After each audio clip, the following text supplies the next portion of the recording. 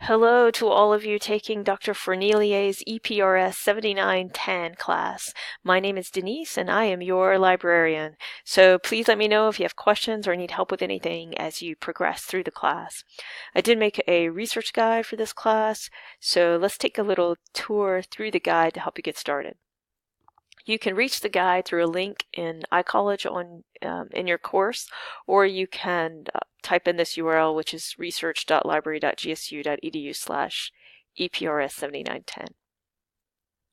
Once the guide opens, there's quite a few tabs here for you with various types of information. So let's just start from the beginning and highlight a few of these. The first one is accessing library resources, and this is just about getting into the library door and getting past the password for content. So if you want to visit the library in person, if you're coming to the downtown Atlanta location, you'll at least need a photo ID with you, and if you have a photo ID, you can be admitted as a visitor, and you'll be treated in terms of access to the building as a visitor if all you have is your photo ID or your driver's license. The visitors have pretty restrictive access, so if you don't have a Panther card and you can get one, I recommend getting your Panther card. That gives you access to the building during later hours and on weekends and whatnot. You can also, if you go get your Panther card, you can get your fingerprint scanned if you want to do that. We have biometric scanners at the door, so you can use your fingerprint to access the building as well. That's just for the Atlanta campus. We have all of our perimeter campuses don't have this restrictive access, so you can just walk in and use any of the perimeter locations, and most of the content that you will need will be available on the computers at those locations. We have, in terms of, that's really probably I think what you need to know about building access.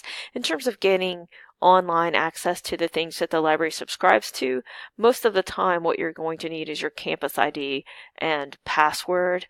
On rare occasions, you might be asked for the Galileo password, but not usually. If you do need that Galileo password, you can get it when you log into iCollege.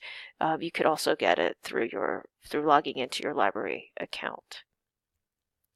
Sometimes when you're off campus, you might have trouble connecting. It's usually not a problem, but if you do, there's some troubleshooting tips here. And if you have any trouble, you can either use our Ask a Librarian service, or you can contact me. Feel free to email me or give me a call. Some students like to set up a VPN or virtual private network. I haven't done this, but a lot of people really like it. If you want to give it a try, what it does is it makes your computer act as if it's on campus, so you don't have to keep logging in with your campus ID and password.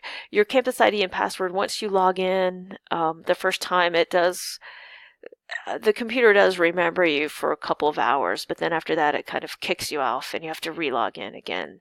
So some people like this VPN option. I do have some information here about interlibrary loan and Gill Express. If you're accessing content through either this research guide or the library homepage, you should never be prompted to pay for materials.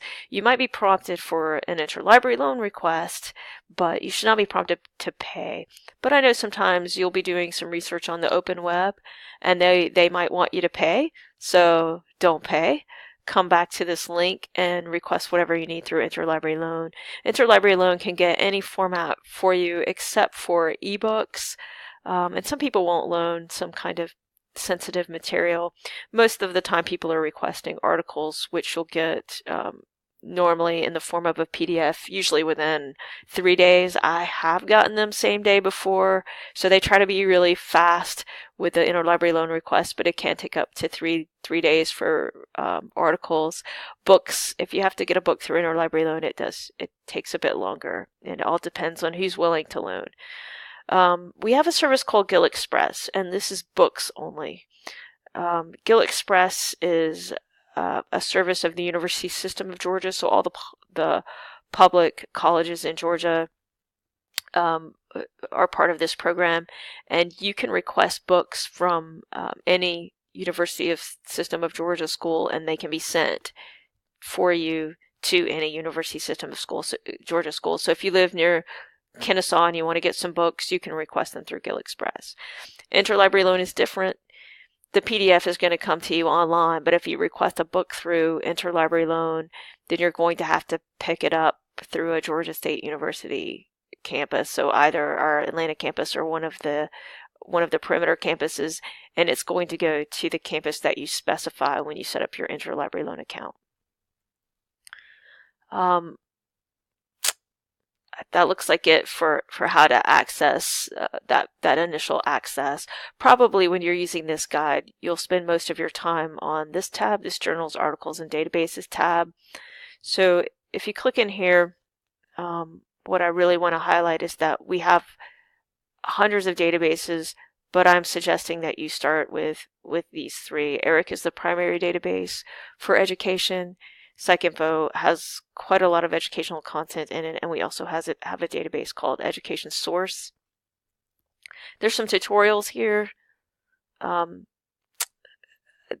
If you haven't used the thesaurus when searching a library database before, I think I mentioned it in these tutorials, but if not, check out this Using the ERIC Thesaurus, because it's an integral part of searching library databases. Most of the time you're going to be searching in library databases where you can search hundreds of journals at once, but if you do happen to need to search within a single journal, you can use this little tool I have right here. All you do is type in the title. I'm going to type in Review of Educational Research. Oh, there we go. And click Go. So this works for journal titles, newspaper titles, or magazine titles. For this one, I get a list of results, and the first one is the one that matches what I want. So I just click View Online. Then I get a list of databases that cover this journal. The thing to watch out for is what the coverage is. So the first one is JSTOR. The first database is JSTOR. It's available from 1931, which is a lot of coverage, but it also tells you that the most recent 4 years are not available. So if you want those most recent 4 years, just keep going down this list of databases and see if it's available. Here, Sage Journals is available from 1999, and there's no ending. So since there's no ending date, it means it goes all the way to the current issue. So just click Sage Journals online to access that. I do have a list here of journals, and I made the link so that you could access it directly. You wouldn't have to type anything in. You could just click the title of the journal and it will open. And all of these platforms are just a little bit different. They're navigated just a little bit different. This one's Springer Link. You could search within this journal, or you can browse, and most of them do allow you to browse or search within a journal. If for some reason this journal title tab doesn't really pull the results that you expect, you can try this option to search from the library homepage that I have listed down here. It says Finding Articles by Journal Title. There's a little video to help you out and some text, and you just go to the library homepage and click the Journals tab, and it's a similar process as the eJournal Locator. Here also I have this More on Databases and Searching, so if I click that, I get lots of information on the most effective ways to search in library databases. So most of the time you're going to use keywords. It's a little bit different from how we normally search in Google. There's a little search term practice exercise if you need help picking out what keywords are. You also connect terms using and, or, and not. These are called Boolean operators. So I have a little tutorial here to tell you how to do Boolean searching. And some other search tips. You can use quotes to search an exact phrase, and you can use this little asterisk sign to truncate a word. A little tutorial on truncation is also here. One of the best features of some of the library databases are the filters that are specific to each database.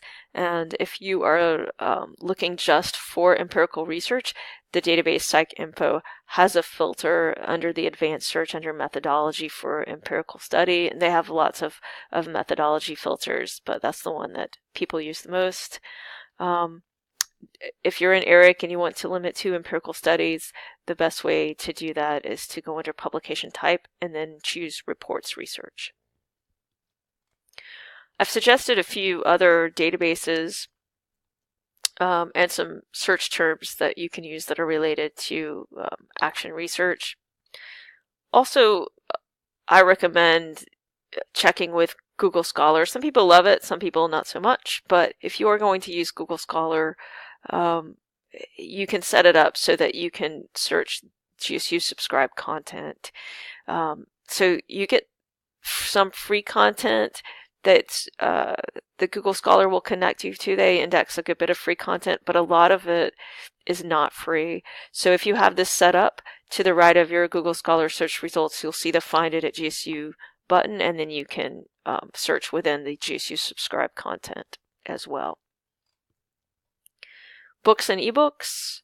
Your required and recommended books for the course are listed here. This list might change a bit as through different iterations of the course, but right now I don't have a single link here that's going to connect you to the full text of an entire book. We'll work on that. Maybe we can get that at some point. This first one tells you that even though the 2018 edition's the edition that you need, we do have the 2007 edition if you think that might be helpful in the library, or you might want to check out Amazon or some other retailers for this one. The next one, if you click the little I, it tells you that you get the first 2 chapters free from the publisher, but after that, it's not free anymore. So at least it gets you started. There's also some information on how to locate other books and some more information on ebooks, and even a few recommendations for books about action research and educational research. So I put in this evaluating articles tab. It's pretty important to be able to critically evaluate any article that you use for lit review, research proposal, whatnot. You want to make sure that the article is good. If you need to talk about the article, you need some talking points for sometimes for the quality of the article as well as the content. So at the bottom is this very simple CRAP test that I use often with beginning researchers. It's a way to just look very quickly at something and tell what kind of article you're looking at. But if you look up at the top, I've got this evaluating and analyzing resources, and it takes a lot more knowledge to use these resources at the top. It makes you think a little more deeply. So feel free to check those out. And if you have any, as we're going through this, whether it's the journal suggestions that I had on the journals tab, or this page or any other page, if you have any suggestions for what you'd like to see on the guide, please just let me know and I can add it in. If you don't know what peer review is, under evaluating articles, I also have a tutorial and some information about that. When it comes to writing literature reviews, I've got some brief information in the center panel that's in pretty large print. If you need some detailed help for an extensive literature review, I recommend this step-by-step guide. I have a little link over here in the top left. And I also am recommending some books for how to write literature reviews. There's some information on test and measures if you need it. Write and cite. Well, I'm going to come back to Write and Cite. This tutorials tab is just a list of all the tutorials that are in this guide in list form. Write and Cite, let's take a look at that. APA information. We also have a service here at GSU called the GSU Writing Studio. You could do this online or in person, so be sure to check them out. Also, it's very important. I want to point out these tools for helping you gather and organize and cite your research. If you're not already using a bibliographic tool, I suggest that you try Zotero or EndNote or some other tool. And I think that wraps us up. There's a research proposal section here as well for information on that.